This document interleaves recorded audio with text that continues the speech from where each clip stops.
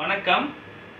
ஒருவேளை இந்த பதிவை நீங்கள் இரவு நேரத்தில் பார்த்துட்டு இருக்கீங்க அப்படின்னாக்கா செல்ஃபோனை சுவிட்ச் ஆஃப் பண்ணிட்டு படுங்க.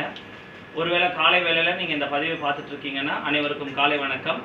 இப்போ இந்த பதிவில் நம்ம பார்க்க போகிற டயக்னோசிஸ் வந்து பார்க்கின்சோனிசம் அப்படின்னு பேர். பார்க்கின்சோனிசம் அப்படின்னா என்ன அப்படின்னா உதறுவாதம் அப்படின்னு பேர். நம்ம நிறைய பார்க்கின்சோனிசம் எந்த மாதிரியான நோய் அப்படின்னு பார்த்தாக்கா அது வந்து ஒரு நியூரோலாஜிக்கல் டயக்னோசிஸ். நியூரோலாஜிக்கல் டயக்னோசிஸ்ல நீங்க நிறைய ஃபேமஸான டயக்னோசிஸ்லாம் கேள்விப்பட்டிருப்பீங்க. உங்களுக்கு தெரிஞ்ச நியூரோலாஜிக்கல் டயக்னோசிஸ்ல ரொம்ப ஃபேமஸானது வந்து ஸ்ட்ரோக், பக்கவாதமும் உங்களுக்கு ரொம்ப நல்லா தெரியும். அதே மாதிரி இருதயத்தை சம்பந்தப்பட்டதுல ஹார்ட் அட்டாக் நிறைய பேருக்கு தெரியும். ஆனா இந்த பார்க்கின்சோனிசம் உதறுவாதம் அப்படின்னா நிறைய பேருக்கு தெரியாது. பார்க்கின்சோனிசம் பற்றின ஒரு சின்ன விவரம் சொல்றேன். பார்க்கின்சோனிசம் அப்படிங்கிறது வந்து நம்ம மூளையில சாதாரணமா சுரக்க வேண்டிய ஒரு சுரப்பி டோபமின் அப்படின்ற ஒரு சுரப்பி வந்து குறைபாடு ஏற்படுறதுனால பார்க்கின்சோனிசம் வருது. பார்க்கின்சோனிசமோட சயின்ஸ் என்னவா இருக்கும்னா பெரும்பாலும் இது வந்து வயதானவங்களோட ஒரு மாற்றம் அப்படின்னு நினைக்கப்படுது. வயசாயிடுச்சு, அவர் அப்படிதான் இருப்பாரு. சரி, அப்படி வயசானவங்களோட மாற்றம் என்னென்ன அப்படின்னு நம்ம பார்க்கும் பொழுது சில பேர் தலையை வந்து லேசா இப்படி ஆட்ட மாதிரி பேச ஆரம்பிப்பாங்க. அது நீங்க கவனிச்சிருக்கலாம். சில பேர் அவங்க கையை வந்து மணி ஜபமாலை உருட்டுற மாதிரி உருட்டிட்டு இருப்பாங்க. சில பேர் ஏதாவது தொடை எடுக்கும் பொழுது அவங்க கை நடுக்கமா இருக்கும். அது வந்து சாதாரணமா நோயாளிகளும் சரி, நோயாளிகளோட உறவினர்களும் சரி என்னவா எடுத்துக்கிறாங்க அப்படின்னா வயசாயிடுச்சு, நரம்பு தளர்ச்சி வந்துச்சு, அப்படிதான் இருக்கும், வயசான காலத்துல இப்படிதான் நம்ம போயிட்டு இருக்கணும் அப்படின்னு நினைப்பாங்க. இது வந்து முழுமையாக தீர்க்க முடியாத ஒரு நோயாக இருந்தாலும் சற்று மாறுபடுத்தக்கூடிய ஒரு நோய். ஸோ இந்த நோயினுடைய பார்க்கின்சோனிசம் நோயினுடைய சிறப்பு அம்சங்கள் அப்படி என்னன்னு பார்த்தாக்கா இது வந்து ரெண்டு விதமாக காணப்படும். ஒன்று, நோயாளிகளில் நடுக்கம் நிறையா இருக்கலாம். இதை வந்து ட்ரெமர்ஸ்ன்னு சொல்கிறோம். இல்லை சில பேருக்கு ரொம்ப கெடுபிடியாக இருப்பாங்க, டைட்டாக இருப்பாங்க, இதை ரிஜிடிட்டின்னு சொல்லுவோம். ஒரு நோயாளிகளில் ஏதாவது ஒன்று ரிஜிடிட்டி இருக்கலாம், இல்லை உதறல் இருக்கலாம். ரெண்டுமே ஒரே பேஷண்ட்டில் இருக்காது. இந்த ரிஜிடிட்டி டைட்னஸ் இருந்தாலும் சரி, இந்த உதறலான உதர்வாதமாக இருந்தாலும் சரி, இது சில நேரங்களில் ரெண்டு கையிலையும் இருக்கலாம், சில தடவை ஒரு கையில் அதிகமாக இருக்கலாம். ஒரு கையில் அதிகமாக இருக்கிறதையும் நம்ம பார்க்குறோம். சரி, இது போக அவங்கள வேற என்னெல்லாம் அவங்களோட சிறப்பு அம்சங்களாக இருக்கும் அப்படின்னா அவங்க முகத்தில் வந்து எக்ஸ்பிரஷனே இருக்காது. எக்ஸ்பிரஷன்லெஸ் மாஸ்க் லைக் ஃபேஸ் அப்படின்னு சொல்லுவாங்க. அவங்களோட நடை வந்து எப்படி இருக்குன்னா ரொம்ப மெல்ல நடப்பாங்க. அவங்க நடக்கும்போது பூமியில கால் வந்து காந்தகம் ஒட்டிக்கிட்ட போலவோ இல்லை காலை ஒரு பசை ஒட்டிக்கிட்ட போலவோ அவங்க நடப்பாங்க. ஸோ இது வந்து ஒரு முக்கிய அம்சம்.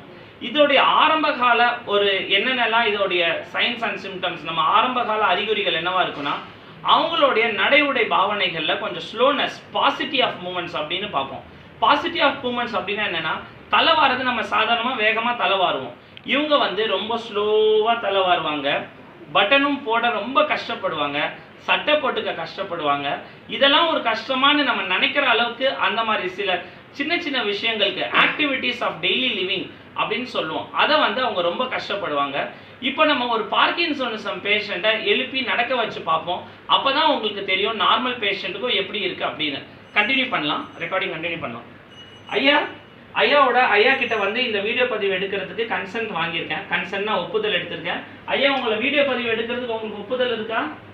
சரி, மெல்ல ஏஞ்சுக்கிறீங்களா?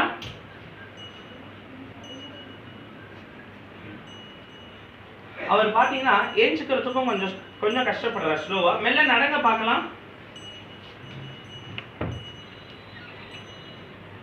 அப்படியே திரும்புங்க. இல்லை பார்த்தீங்கன்னா டேர்ன் பண்ண கூட அவர் கஷ்டப்படுறாரு சில நேரங்களில். ஐயா மெல்ல உட்காருங்க.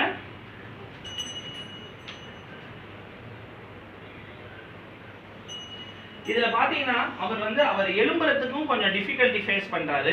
ரெண்டாவது, அவர் நடக்கும் போதும் அவரோட ஸ்டெப்ஸ் ஒட்டின மாதிரி இருந்தது. மூணாவது பக்கம் அப்படின்னு பார்த்தீங்கன்னா திரும்பும் பொழுது இம்பேலன்ஸ், டிஸ்இக்விலிபிரியமாக அவர் பார்க்குறாரு. ஸோ டிஸ்இக்விலிபிரியம் இருக்கும்போது நிறைய பேஷண்ட்ஸு பார்க்கின்சோனிசம் பேஷண்ட் ஃபாலுக்கு அடுத்தபடியாக என்ன ஆகுதுன்னா அவங்களோட இடுப்பெலும்பு உடைய போகுது. அந்த இடுப்பெலும்பு உடைஞ்சதை தான் நம்ம நிறைய தடவை வைத்தியம் பண்ணுறோம் ஒழிய அவங்க ஏன் விழுந்தாங்க அப்படிங்கிறத காரணத்தை நம்ம கண்டறியறது இல்லை. பார்க்கின்சோனிசம் நிறைய நேரத்தில் ஒரு ஐஸ்பர்க் டிசீஸாக இருக்குது. நம்ம வந்து அதை கண்டுபிடிக்கிறதே இல்லை. நம்ம வயதானதுக்கான ஒரு அடையாளமாக நம்ம எடுத்துக்கிறோம். வேற என்னென்ன விஷயங்கள்லாம் நம்ம பார்க்கின்சோனிசம் பேஷண்ட்டை பார்க்கலான்னா அவங்க கை வந்து மடக்கி நீட்டும் பொழுது கீர் விழற மாதிரி விழும். அதை நம்ம எப்படி பார்க்குறோன்னு பார்க்கலாம். ஐயா கையை நீட்டிக்கங்க. நம்ம வீட்டில் கூட நம்மளோட கிராண்ட் சில்ட்ரன் உங்கள் தாத்தா பாட்டியோட கையை மெல்ல இப்படி மடக்கி நீட்டி பாருங்க. நார்மலாக மடக்கி நீட்டும் பொழுது ஃப்ரீயாக மடங்கி நீட்டும், ஒரு தடையும் இருக்காது. ஆனால் ஒரு உதர்வாதம் பேஷண்ட்டில் இது பார்க்க முடியாது, நீங்கள் உணரதான் முடியும்.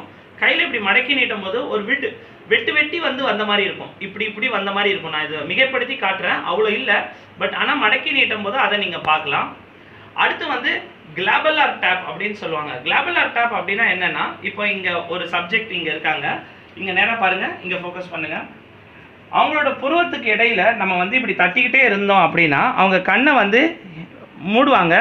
ஒரு அளவுக்கு மேலே போனால் அந்த கண்ணை இமைகளை மூடுறதை நிறுத்திடுவாங்க. இப்போ நான் தொடர்ந்து தட்டிக்கிட்டே இருக்கேன், அவங்க கண் இமையை மூடுறதில்ல. இப்போ இதே ஒரு பார்க்கின்சோனிசம் பேஷண்ட்டில் பாருங்கள், நம்ம தட்டுறதுலேருந்து நம்ம முடிக்கிற வரைக்கும், நம்ம தொடர்ந்து தட்டிக்கிட்டே இருக்கிற வரைக்கும் அவர் கண் இமைகளை மூடிக்கிட்டே இருப்பார். அதாவது என்னென்னா, நார்மல் பேஷண்ட்டில் இந்த 2 புருவத்துக்கு நடுவில் நம்ம தட்டும் பொழுது அந்த கண் இமைகள் மூடுறது சற்று நேரத்தில் நின்றுடும், கண் இமைகள் திறந்தே இருக்கும். ஆனால் ஒரு பார்க்கின்சோனிசம் பேஷண்ட்டில் அந்த கண் இமைகள் மூடினபடியோ இல்லை திறந்து மூடினபடியோ சிமிட்டிகிட்டு இருக்கிற மாதிரி இருக்கும். ஸோ இதெல்லாம் சிறப்பம்சங்கள் போக பல மற்ற சாதாரண அம்சங்கள் என்னென்னலாம் இருக்குன்னா, டோபமின் அப்படிங்கிற ஒரு சுரப்பி நம்ம சந்தோஷமாக இருக்கணும், நம்ம சந்தோஷத்துக்கு ஒரு முக்கியமான சுரப்பி. ஸோ உடம்புல டோபமின் சுரப்பி கம்மியாக இருக்கும் பொழுது அவங்க ஒரு சோகத்தை, ஒரு இனம் புரியாத சோகத்தில் ஆழ்ந்திருப்பாங்க. அவங்க நோயாளிகிட்டே நீங்கள் எப்போவும் நீங்கள் கேட்டிங்கன்னா ஒரு சோகத்துலேயும் ஒரு டிப்ரெஷன்லையும் எப்போவுமே இருந்துக்கிட்டு இருப்பாங்க.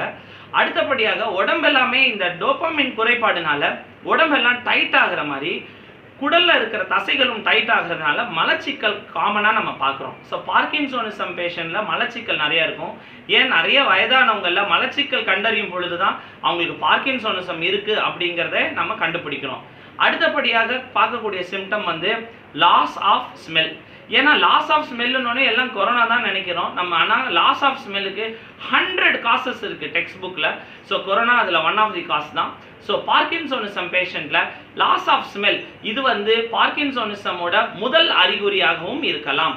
ஸோ ஒரு நம்மளோட வீட்டில் இருக்கிற தாத்தா பாட்டிக்கு நம்ம லாஸ் ஆஃப் ஸ்மெல் இருந்ததுன்னா நம்ம பார்க்கின்சோனிசம் இருக்குமா அப்படிங்கிறத நம்ம நினைக்கணும். So put in a nutshell, கதை ரத்தன சுருக்கமாக இதை நம்ம சொல்லணும் அப்படின்னா, பார்க்கின்சோனிசம்ங்கிறது முதுமையிலும் பார்க்கலாம், இளமையிலும் பார்க்கலாம். அதிகமாக முதியோர்களில் பார்க்குறோம். முதியோர்களில் ஆண்களை விட பெண்களில் நிறைய பார்க்குறோம். இதோட ஆரம்ப கால அறிகுறிகள் அப்படி என்னன்னா, அவங்க வேலை செய்யக்கூடிய வேலைகளை ரொம்பவும் ஸ்லோவாக பண்ணுவாங்க. ஸோ ஸ்லோனஸ் ஆஃப் மூமெண்ட்ஸ், அவங்க ஒரு சட்டை மாட்டுறதும் சரி, ஒரு பை மாட்டுறதும் சரி, தலை மாட்டுறது, ட்ரெஸ்ஸு வாரிக்கிறது, குளிச்சுட்டு போயிட்டு வருது, எல்லாமே அவங்களோட ஆக்டிவிட்டிஸ் எல்லாமே ஸ்லோவாகிடும்.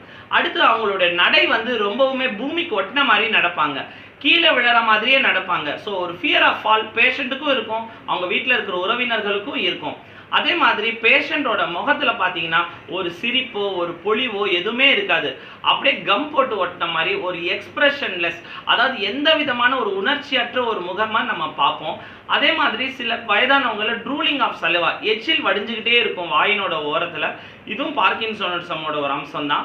அதே மாதிரி தலை நடுக்கமாக இருக்கிறத பார்க்கலாம், கை டைட்டாக இருக்கிறத நம்ம பார்க்கலாம். சில பேர் கை இப்படி டைட்டாகவும் மூடிக்கிட்டு இருப்பாங்க, அதையும் நம்ம பார்க்கலாம். அதே மாதிரி மலச்சிக்கல் இருக்கலாம், மனச்சிக்கல் அதாவது டிப்ரெஷன் இருக்கலாம். அவங்களுடைய ஸ்மெல், லாஸ் ஆஃப் ஸ்மெல், அவங்களுக்கு மோப்ப சக்தி குறைபாடையும் நம்ம பார்க்கலாம். ஸோ பார்க்கின்சோனிசமை பற்றி ரொம்பவும் டீட்டெயிலாக பார்த்தோம். ஸோ இது போல் இருந்ததுன்னா உங்கள் வீட்டில் இருக்கிற இதுக்கு டாக்டர் தான் கண்டிப்பாக ட்ரீட் பண்ணணும். பட் ஆனால் கண்டறிவது ஒரு ஃபேமிலியோட ரோல், அல்லது நெய்பர்ஸோட ரோல், அல்லது அவங்களோட ஃப்ரெண்ட்ஸ் அண்ட் ரிலேட்டிவ்ஸோட ரோல்.